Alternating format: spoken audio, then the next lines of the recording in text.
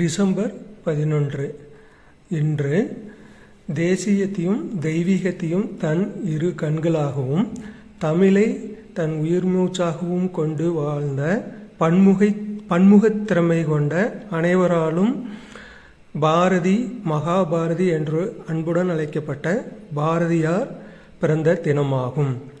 பாரதியார் பன்முகத் திறமை கொண்ட சமூக சீர்திருத்தவாதி ஆவார். மேலும் அவர் கவிஞர், எழுத்தாளர், இதழாசிரியர் மற்றும் பெண்கள் விடுதலை, குழந்தை திருமண எதிர்ப்பு மற்றும் சமூக சீர்திருத்தவாதியாக திகழ்ந்தார். பாரதியார் கவிதையில் சிறந்து விளங்கியதால் அவருக்கு பாரதி என்ற பட்டம் வழங்கப்பட்டது. பாரதியார் இந்திய சுதந்திர போராட்ட காலங்களில் தேசபக்தியை தூண்டக்கூடிய பாடல்களை இயற்றி சுதந்திரத்திற்கு மிகவும் உறுதுணையாக இருந்துள்ளார். மேலும் அவருடைய தமிழ் பற்று காரணமாக தமிழில் அவருடைய எண்ணற்ற படைப்புகள் தமிழ் இலக்கியத்தின் வளர்ச்சிக்கு மிகவும் பெருந்துணையாக இருந்துள்ளது. பாரதியார் இந்திய சுதந்திர போராட்ட வீரர். அவர் பெண் விடுதலைக்காகவும் சாதி மறுப்பு மற்றும் குழந்தை திருமணத்திற்கு எதிராகவும் போராடினார்.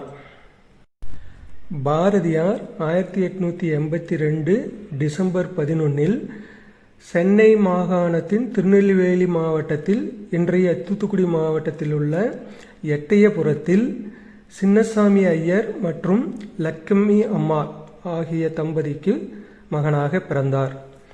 இவருடைய இயற்பெயர் சுப்பிரமணியன் என்பதால் அவருடைய பெற்றோர் செல்லமாக சுப்பையா என்று அழைத்து வந்தனர். பாரதிக்கு 5 வயது ஆகும் பொழுது அவருடைய தாயார் இறந்துவிட்டார். இவர் அவருடைய தந்தை மற்றும் பாட்டியின் பராமரிப்பில் வளர்ந்து வந்தார். இவருடைய தந்தை பாரதியை ஒரு பொறியியலாளராக மாற்ற வேண்டும் என்று விரும்பினார். ஆனால் பாரதியார் தமிழ் மீது கொண்ட பற்றினாலும் சரஸ்வதி தேவியின் அனுக்கிரகம் பெற்றவராலும் இருந்து வந்ததால் தன்னுடைய 11ஆம் வயதிலேயே கவி புலமையையும் கவிகளையும் இயற்றி தன்னுடைய ஆற்றலை வெளிப்படுத்தினார். அக்காலத்தில் சிறுவயது திருமணம் என்பது இயல்பானதாகும். அதன்படி 1897ஆம் ஆண்டு தனது 15ஆம் வயதில் பாரதியார் செல்லம்மாவை மணந்தார்.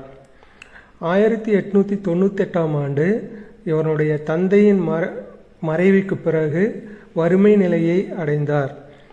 பாரதியார் பிறகு காசிக்கு சென்று அங்கு 4 ஆண்டுகள் ஒரு மடத்தில் தங்கி இருந்து இந்து மதம் பற்றியும் தேசியம் பற்றியும் தெய்வீகம் பற்றியும் புலமையை வளர்த்து கொண்டார். அவர் காசியில் தங்கியிருந்தபோது சமஸ்கிருதம், இந்தி மற்றும் ஆங்கில மொழிகளை கற்றுக்கொண்டு புலமை பெற்றார். பாரதியார் தமிழ் மட்டுமின்றி சமஸ்கிருதம், இந்தி, ஆங்கிலம் ஆகிய மொழிகளிலும் சிறப்பான மொழிப்புலமை பெற்றிருந்தார். எனவேதான் பாரதியார் யாம் அறிந்த மொழிகளிலேயே தமிழ் போல் வேறு மொழி இல்லை என்று கூறினார்.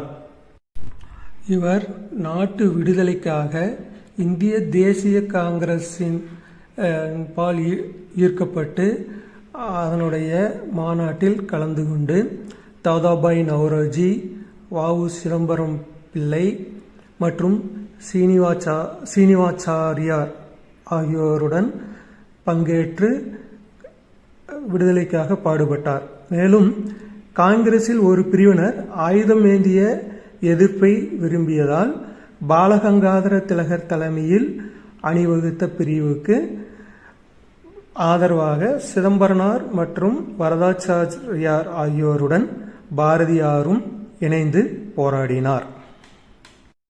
இவ்வாறு நாட்டு விடுதலைக்காக போராடி கொண்டிருந்த பாரதியார் அதே சமயத்தில் தனது தெய்வீக பணியையும் வளர்த்து கொண்டார். சுவாமி விவேகானந்தரின் ஆன்மீக வாரிசான சகோதரி நிவேதிதாவை சந்தித்த பிறகு பெண்களின் விடுதலை மற்றும் பெண்களின் உரிமைகளுக்காகவும் போராட ஆரம்பித்தார். சகோதரி நிவேதிதா அதற்காக ஊக்கம் அளித்தார். பாரதியார் சகோதரி நிவேதிதாவின் உருவில் சக்தியை கண்டதால் அவரை தனது ஆன்மீக குருவாக ஏற்றுக்கொண்டார். நாட்டு விடுதலைக்கு போராட்டம் மட்டும் போதுமானதாக இருக்காது.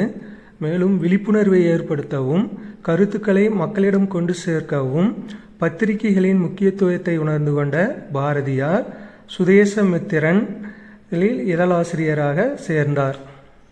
மேலும் தமிழ் வார இதழான இந்தியா மற்றும் ஆங்கில செய்தித்தாளான பாலபாரதம் ஆகியவற்றில் பங்களிக்க தொடங்கினார். இந்த பத்திரிகைகளும் இதழ்களும் பாரதியின் படைப்பாற்றலையும் அவருடைய விடுதலை தாகத்தையும் பெண்களுக்காக அவருடைய கருத்துக்களையும் மக்களிடம் கொண்டு சேர்ப்பதில் பெரும் பங்கு வகித்தன. இந்த நிலையில் 1908 பாரதியார் பணியாற்றி வந்த இந்திய நாளிதழின் உரிமையாளர் கைது செய்யப்பட்டார்.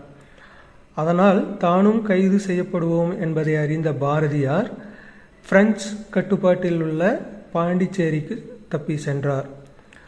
பாரதியார் பாண்டிச்சேரியில் வாழ்ந்த காலத்தில் அங்கிருந்து இந்தியா மற்றும் விஜயா என்ற தமிழ் நாளிதழ்களிலும் பாலபாரதம் என்ற ஆங்கில இதழிலும் தமது படைப்புகளை படைத்து வந்தார்.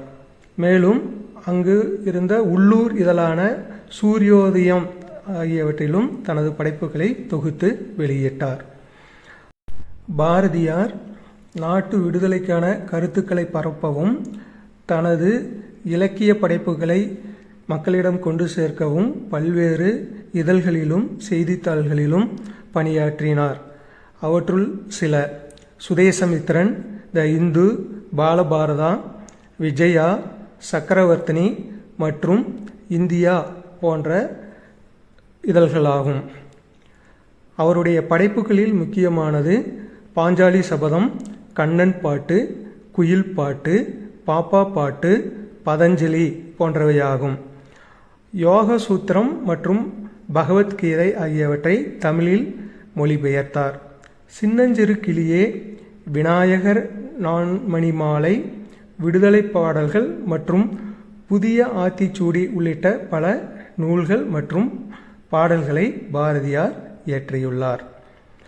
இந்திய நாட்டிலேயே முதலாக பாரதியாரின் இலக்கிய படைப்புகளே நாட்டுடைமையாக்கப்பட்டதாகும். இவ்வாறு நாட்டு விடுதலைக்காகவும் தமிழ் இலக்கியத்திற்காகவும் தெய்வீகத்திற்காகவும் பாடுபட்டு வந்த பாரதியார் 1918 கடலூர் அருகே தமிழ்நாட்டில் நுழைந்த பொழுது பிரிட்டிஷ் அரசாங்கத்தால் கைது செய்யப்பட்டார். பிறகு 3 வாரங்கள் வரை கடலூரில் உள்ள மத்திய சிறையில் அடைக்கப்பட்டிருந்தார். அப்பொழுது பாரதியாரின் உடல்நிலை மிகவும் பாதிக்கப்பட்டது. பாரதியார் நாட்டுப்பற்று போலவே தெய்வீக பற்றும் கொண்டிருந்தார். இவர் வழக்கமாக திருவல்லிக்கேணி பார்த்தசாரதி கோவிலில் சாமி கும்பிட செல்வது இவருடைய வழக்கமாகும். அவ்வாறு சென்றிருந்த பொழுது ஒரு நாள் லாவண்யா என்ற யானை இவரை தாக்கியது. அந்த சம்பவத்தில் அவர் உயிர் தப்பிய போதும் அவருடைய உடல்நிலை மிகவும் மோசமடைந்து 1921 செப்டம்பர் 11 அதிகாலை 1 மணி அளவில் பாரதியார் இயற்கை எய்தினார். இவ்வாறு தேசியவாதியாகவும் தெய்வீக பற்று கொண்டவராகவும் கவிஞராகவும் இலக்கியவாதியாகவும் பத்திரிகையாளராகவும் பெண்கள் விடுதலைக்கு போராடிய பாரதியாரின் இறுதிச் சடங்கில் கலந்து கொள்ள வெறும் 14 பேர் மட்டுமே கலந்து கொண்டதாக பதிவு செய்யப்பட்டுள்ளது. இந்த தேசியவாதி மற்றும் இலக்கியவாதியின் இறுதி சடங்கில் நம்மால் கலந்து கொள்ள இயலாவிட்டாலும் அவருடைய படைப்புகளையும் அவருடைய தேசப்பற்று மற்றும் தெய்வீக தன்மையை போற்றி இந்நாளில் நினைவு கூர்ந்து நாமும் அவரது வழியை பின்பற்றி நாட்டுக்காகவும் மொழிக்காகவும் பாடுபடுவோம்.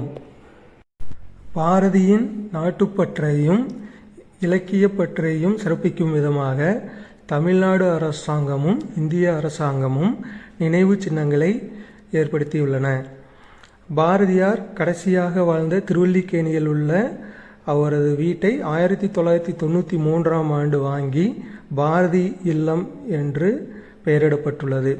மேலும் எட்டயபுரத்தில் இவர் பிறந்த இல்லம், புதுச்சேரியில் பாரதி வாழ்ந்த இல்லம் ஆகியவை நினைவு இல்லங்களாக பராமரிக்கப்பட்டு வருகிறது. எட்டயபுரத்தில் பாரதியின் 7 அடி உயர சிலை மற்றும் மணிமண்டபம் மற்றும் இவரது வாழ்க்கை புகைப்படங்கள் கண்காட்சிக்காக வைக்கப்பட்டுள்ளது. இலக்கியத்தில் பாரதியாரின் படைப்புகளை சிறப்பிக்கும் விதமாக இலக்கியத்தில் சிறந்த படைப்புகளை சிறப்பிப்பவர்களுக்காக சுப்பிரமணிய பாரதி விருது என்ற விருதானது 1987ஆம் ஆண்டு இந்திய அரசாங்கத்தின் மனிதவள மேம்பாட்டு அமைச்சகத்தால் ஏற்படுத்தப்பட்டுள்ளது. இவ்விருதானது ஆண்டுதோறும் இலக்கியத்தில் சிறந்து விளங்கும் படைப்புகளுக்கு கொடுக்கப்பட்டு வருகிறது. மேலும் கோயம்புத்தூரில் பாரதியார் பல்கலைக்கழகமானது 1982ஆம் ஆண்டு நிறுவப்பட்டுள்ளது. நியூடெல்லியில் உள்ள இந்திய நாடாளுமன்றம் மற்றும் சென்னை மெரினா கடற்கரை போன்றவற்றில் ஆகிய இடங்களில் பாரதியின் சிலைகள் உள்ளன. மேலும் கோயம்புத்தூரில் உள்ள பாரதியார் சாலை, டெல்லியில் உள்ள சுப்பிரமணியம் பாரதி மார்க் ஆகியவை பாரதியாரின் புகழை சிறப்பிக்கும் விதமாக இவ்விடங்களுக்கு பெயரிடப்பட்டுள்ளது.